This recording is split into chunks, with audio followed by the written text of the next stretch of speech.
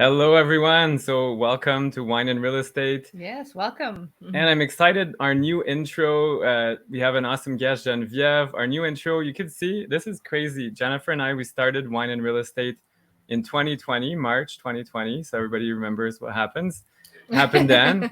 And we had trouble getting through 1 minute of live interviews and stuff. And now we're approaching 200 episodes for Wine and Real Estate.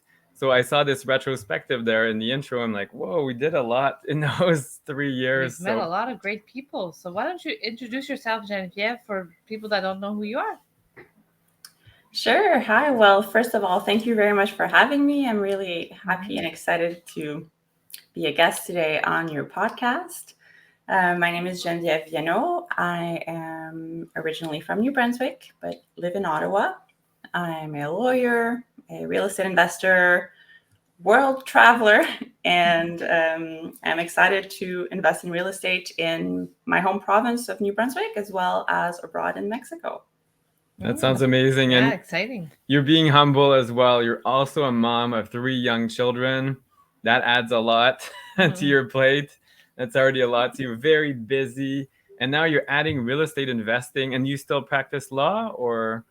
Yes, I still work as a lawyer full time. Wow.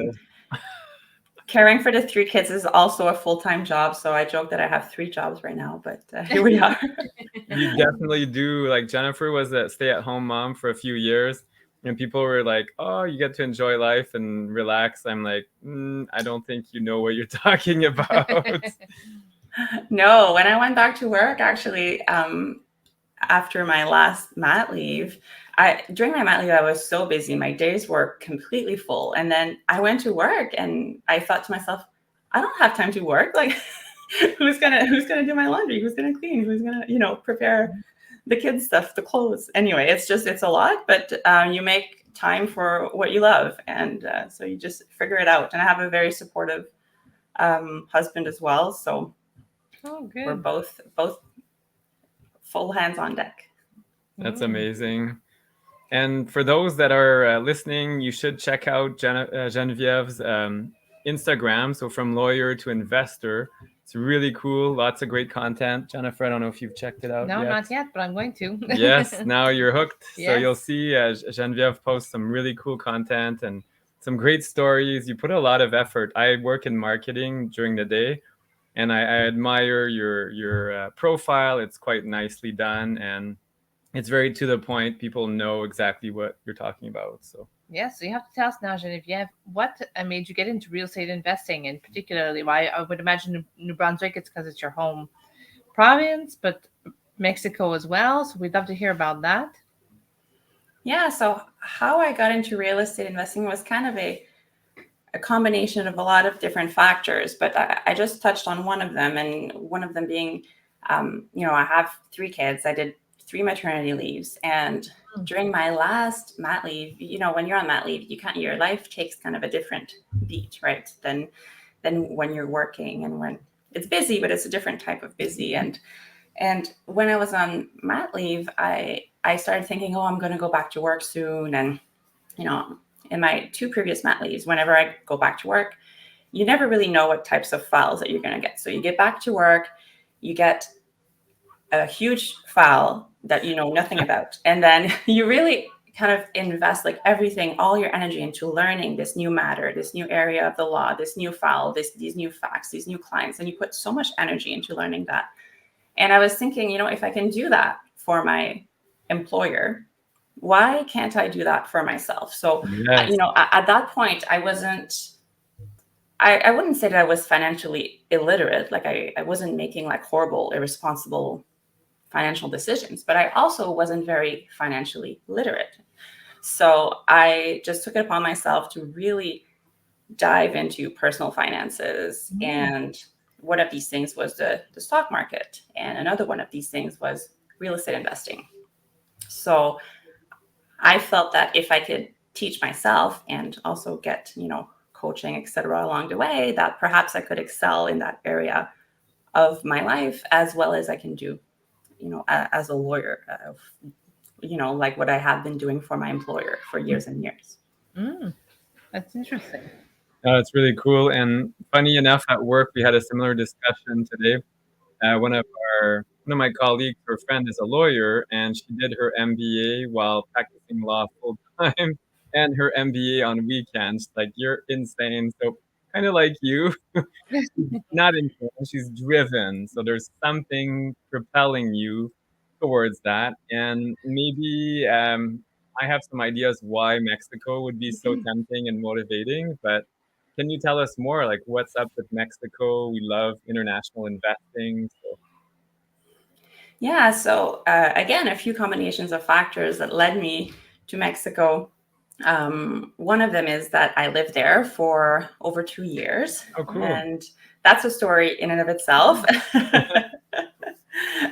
So when I was 18 years old, during my first year of university, I came to Ottawa, I went to university, and at that time, it was kind of like a big thing, like teach and travel, like teach English abroad. And I would Yeah. see like these signs everywhere all over Ottawa, like teach abroad.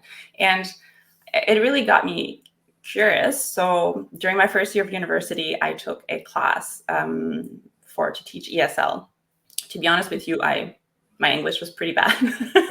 But I was like, I can teach people how to count and the days of the week, you know.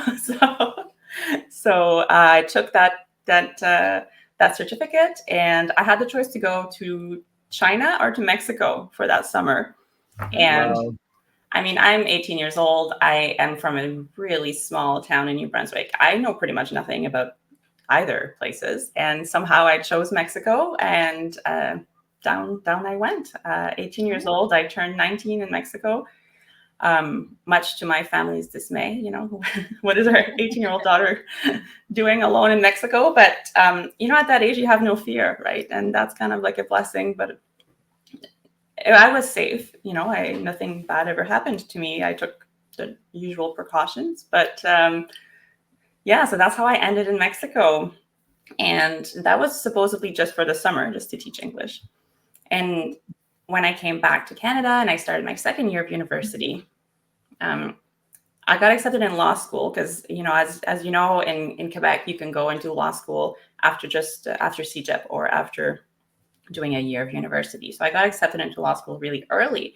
And then I was faced with this life decision, like, do I want to go to law school right away and then become a lawyer and then this is it, you know, or do I want to do something else? Yeah. And I really had Mexico in my mind and in my heart, and I wanted to go and learn Spanish. I wanted to go back. So again, much to my family and my friends' dismay, I quit university. I let go of my full scholarships. Oh, no. Oh my goodness. Packed all my stuff, sent it to New Brunswick, and I went to Mexico.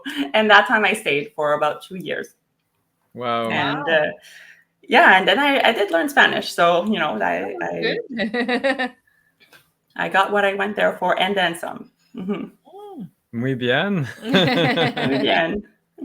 So it's really important in Latin America to learn the local language. A lot of people, you can get by with English, but you get insider scoops and deals if you speak the local language. So that's something we're working on. Jennifer. I see it making such a difference. Like, because when people see me, they see that I'm, you know, North American, and they start to talk to me in English. But as soon as I switch to Spanish, and their demeanor towards me, the information that they give me, our conversation, the way it flows, I can really see the shift. So I would say that your efforts are not in vain. Like, it's really good to work on learning Spanish because you're doing business in Costa Rica, right? So that's great that you're learning. You're no longer a gringo, so the gringo you still are, but you're like halfway. You're like, oh, he's okay. We got to be careful, or she's okay. We got to be careful what we say. Things like that. And people remember you more too. People remember you. Oh yes, I remember. This is the Canadian who spoke Spanish. You know, like you create and maintain relationships. Oh, that's cool. Mm-hmm. Okay, so you went to Mexico, then you went back to Canada. Obviously, you probably got your degree. Then when did you start investing there? Like, how did that happen? So after I came back to Canada, I actually I I studied travel and tourism, and then I was a travel agent for a while. Oh, cool. Oh, Wow, really? really the Great. travel bug then. Yes, yes. And in the meantime, you know, in my 20s, I traveled all around the world. I really love traveling. And so I've let go of that career to finally go to law school and practice as a lawyer. But to me, international real estate investing kind of came naturally just because of my love for travel, my love for Mexico particularly, and just wanting to have these roots in the places that mean a lot Yeah. to me, right? Like Mexico, for example, or New Brunswick, and ultimately other places in the world. Oh, cool. So where have you been? Let's find out now, since you traveled a bit. Yes.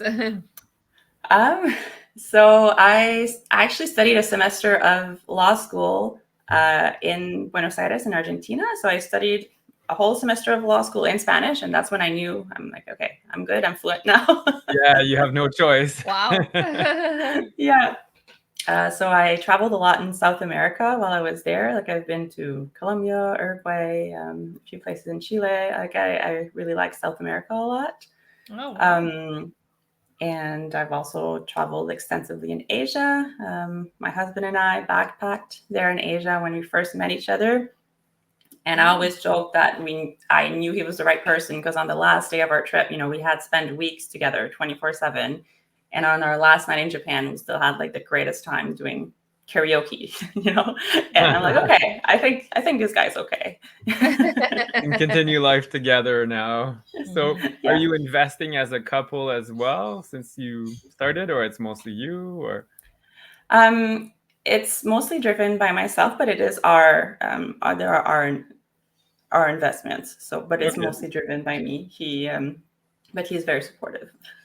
Great. Oh, cool. Yeah, it's really important. We mentor some people as well, and we're like, if you're a couple and only one wants to do it, it makes things rougher. You don't have to be as involved, the two of you, but there needs to be support because it can be demanding, it can be challenging, and yeah, you never know how things will go. No, that's very true. And in fact, like even at the beginning when I was starting to really look more into real estate investing, and I was even afraid to admit to myself that I had these big goals, you know? And then it took actually a lot of courage for me to just talk to my husband about it. Cause I was thinking, okay, what if he doesn't, you know, what if he doesn't want to do this? Because as you say, you know, it's something that takes a lot of time and resources and, you know, effort.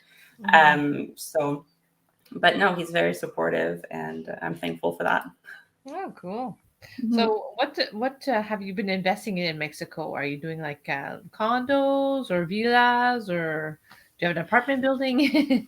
Yeah, so far I've partnered up with a very experienced real estate investor. He's Canadian as well, but has been doing business in Mexico for 20 plus years. He's been Wow. investing in Mexico for 5+ years.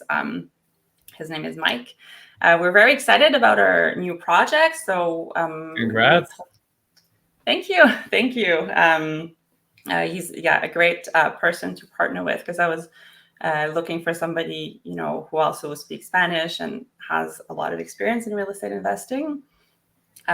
So we will be focusing on condo developments, but also luxury villas. Oh, nice. So that's an asset class that we're very excited about. The luxury villa project. I love design. I love architecture.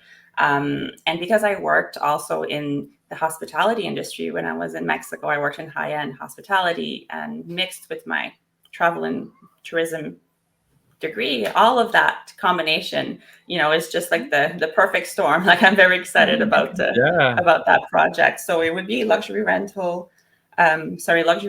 but for vacation rentals. That's amazing. And I think there's a big market for that, absolutely. With Florida prices going up, people are looking further down south. The weather in Florida too is not always the best. It's not always perfect. We were there for Christmas at our Florida house, and it was cold. It was -1. Oh, Warmer Yes. in Ottawa. I think it was 15 or something crazy. oh my goodness. -1 in Florida. So Mexico, you don't get that -1, obviously. Mhm. And there's lots of perks and advantages. People don't realize too, it's a very developed country. So there's quite a bit of infrastructure. I mean, it varies, but just like Canada, I mean, if you go too far north, we don't have that much going there. So Mexico, same thing. I mean, where it's not as developed yet, it's quite an interesting country. So can you tell us Yes. more about buying there? Like, people are curious. They always want to know, how does it work? Can you own places and financing and all that fun stuff?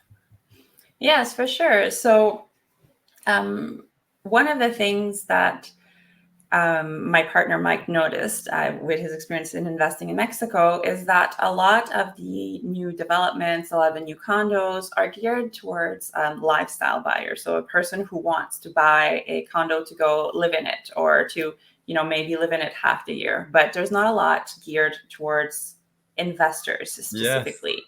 So that's a gap that that we're trying to fill. And really, Mike has built a team.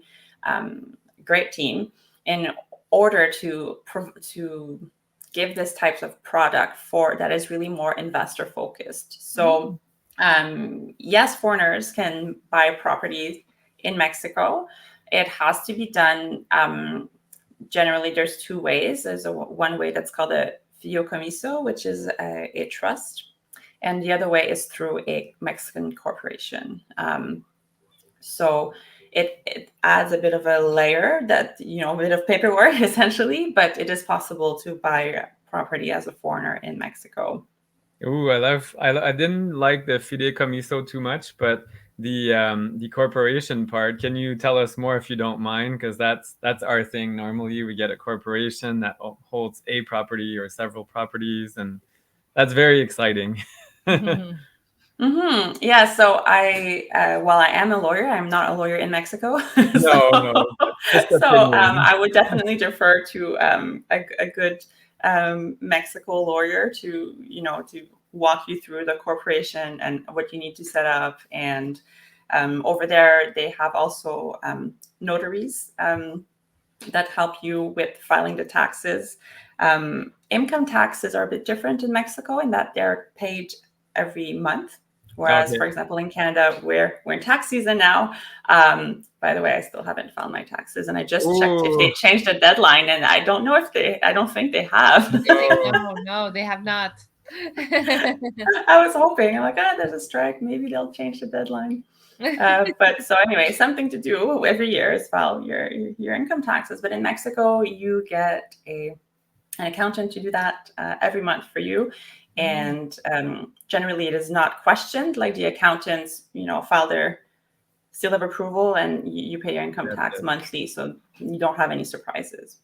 Yeah, and I like that. Costa Rica is the same. Every month we know where we stand, and unlike here, surprise, you owe $50,000, or surprise, you got a return, or who knows. So I kind of like that monthly thing. It sounds painful at first, but it's done by others as well, which I love.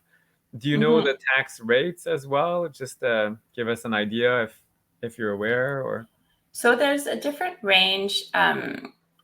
I don't know exactly, but I want to say it's in the 20%. But there's different ranges. I do know that Mexico has a new digital nomad program, and where you can pay a much lower tax bracket on your first, I want to say, like $160,000 of income. So depending on if you can get, for example, like a temporary residency permit. So depending. There are ways to pay less taxes, but you may have to be creative. Okay, like in Canada, I mean, you find expenses and different things, and corporations, you get paid dividends, and you can choose if you have a holding company to distribute your dividends at a later date, and all kinds of fun things. So that's cool. And what about managing it remotely? Like, you live in Canada, you're going to have potentially a beautiful villa or condos. How do you manage that from afar? So it's really important to find a great team, a great property manager. And in a lot of the bigger tourist destinations, there's already such an established rental market that there are many, many property management companies. However, not all of them are good. So, No. and that's where, speaking Spanish, having good relationships, knowing people who live there, who are locals, that's where that counts so much. So, in different areas of Mexico, I have different contacts. Some property managers are Canadians who have moved there, or American who have moved there and who saw kind of like a gap in that area and created their own property management companies. So you're starting to see a lot more of that. And some local property management companies are really good as well, but you just have to pick the right one. Yeah. That's so true. Yeah. I'm wondering, Geneviève, I know you're sold on Mexico. You kind of fell in love with it even as a teenager. But what are kind of the cons of investing in Mexico? Well, one of the most common questions that I get is it safe? Yeah. Is it safe to invest in Mexico? Like, not just like financially, is it safe, but actually physically, like, do you feel safe when you go to Mexico? And, there's a lot of stories on the news, a lot of reports of violence. So I guess my short answer to that is that personally, when I go, I do feel safe. There is, increased violence in certain areas. But there's also been, a pretty high number of murders in Ottawa since since January, so you really just have to assess for yourself. But to me, there is violence in Ottawa, there is violence in New York City. And if you look for it, there's violence in Cancun, and there's violence in Playa del Carmen or in Tulum, so Yeah.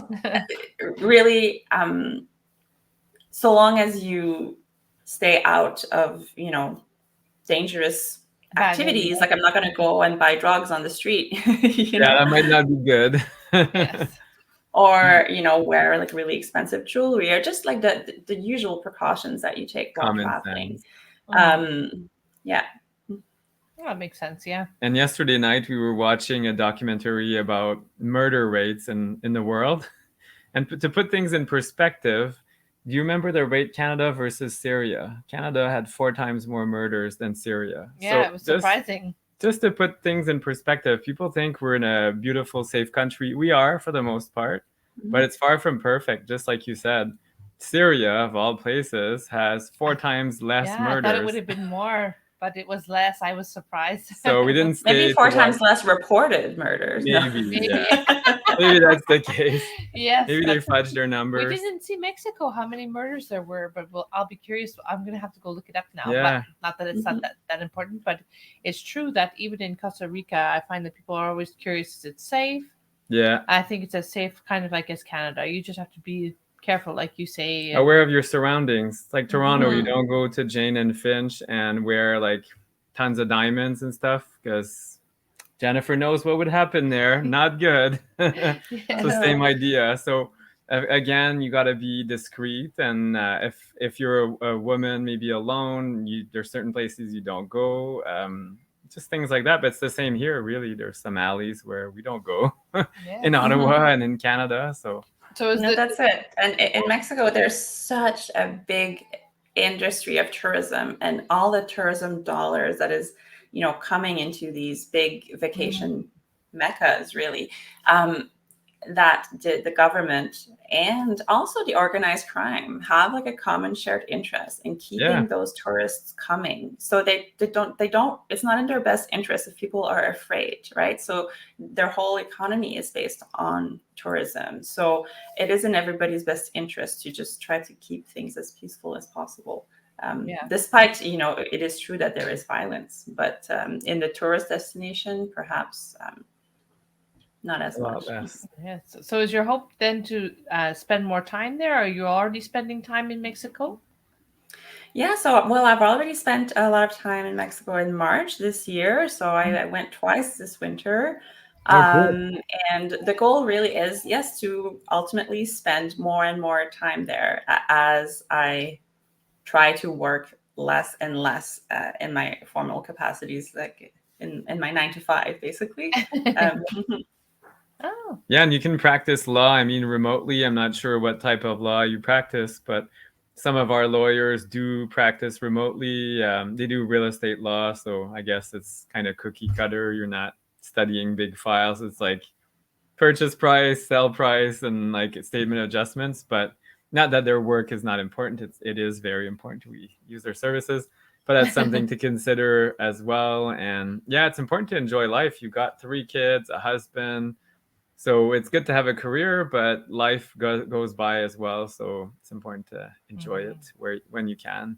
Absolutely. And to me, that is one of the reasons why I have started this whole real estate investing journey, is just to have more time to enjoy these things that really matter to me. And ultimately, I couldn't see myself sitting at a desk for 8 hours a day for the rest of my life. So that's also part of it, being able to have that mobility and a bit more freedom. Oh, that's so cool. So I also heard that you do public speaking, Geneviève. Yes. So you would be available if someone wanted to get a hold of you for that. Would the best way to reach you would be with your Instagram from lawyer to investor, or Yeah, at my Instagram at from lawyer to investor, or by email, same thing, from lawyer to investor at gmail.com. So I am happy to do any type of public speaking. I can be reached by my Instagram. That's Cool. awesome. You can do it in English, French, or in Spanish. En español también. Exactly. You never know. Yes, that's awesome. Do you have some quick tips for our listeners about mindset? Quick tips. Okay, that's a good question, because I love giving advice, even unsolicited. It's totally So now you're unsolicited. asking me. It's like there's pressure. Now it's solicited. Yes, it is. Yeah. I would say, so often hear, don't be afraid to try something new. And today, this is my first podcast. So today I'm like fiddling with my microphone. I'm like trying to set up my camera, and I'm asking myself, like, what am I doing? Like, this is scary. I'm nervous.